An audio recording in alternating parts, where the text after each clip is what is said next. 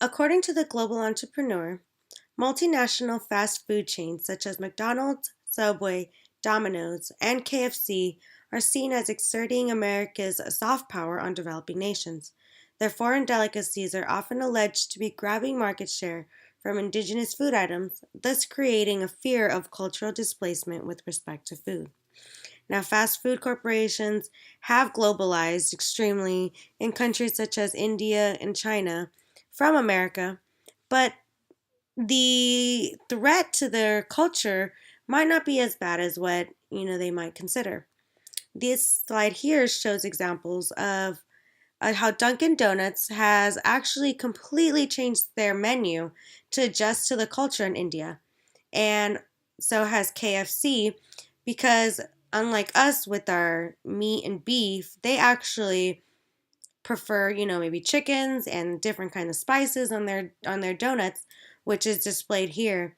And it just shows that the fast food industry is not trying to change anything or cause any issues in these countries. They're just trying to spread their business, and they are adjusting to the local cultures. Yes, it might cause for competition towards mom and pop stores or smaller businesses, but it's not trying to overwhelm them and take over. It is just being a competitive market. Now, fast food industries being globalized has caused an issue with employment, and employees, to be exact, might not be getting the exact pay that they deserve. There are actually about 3.5 million fast food workers in the US alone. And in the US, they work for minimum wage, and they might not have medical benefits or the right to unionize, so turnover is extremely high. If you turn on the news and you see there are actually a lot of strikes and issues with trying to raise the minimum wage, but just to show that the globalization of fast food has provided the other countries around the world with more job opportunities, but now it's time just for them to adjust and make it so that these jobs are in compliance with health regulations, and that they are making the money that they deserve, and that they're working in an environment that's not toxic. Another thing that globalization has done is that it doesn't really consider the animals, because fast food companies purchase such large portions now with all their businesses around the world, that they've resulted to buying from factory farms. And these here are examples of how exactly these factory farms are ran.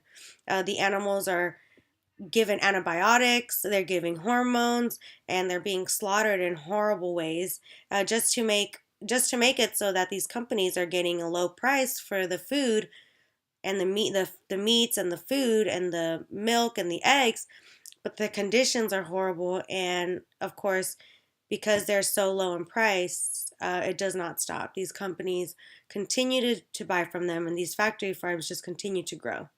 And these farms are actually very badly affecting the environment in the world. The same way that fast food has affected the world, so has factory farming, and so has the factory farming to the environment. According to a landmark report by the United Nations Food and Agriculture Organization, the livestock sector, actually the factory farming in particular, is one of the top two or three most significant contributors to the most serious environmental problems at every scale, from local to global, the world faces today. The fast food companies profit more from factory farming than perhaps any other commercial or industrial sector. And here is a picture of how the factory farming is just causing all this pollution and littering, and there hasn't been a stop to it, which is one of the main issues with the globalization and just the cheap labor and the cheap opportunities to receive these kinds of products.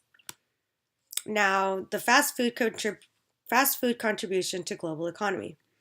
Fast food in the U.S. alone has grown from a $6 billion a year industry in 1970 into a corporate juggernaut with more than $170 billion in annual revenues today.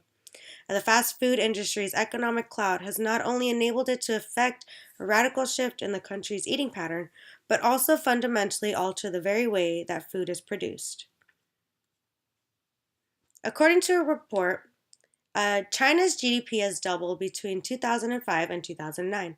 And this chart here shows exactly how consumption, investment, and net exports, exactly how they've affected the GDP growth.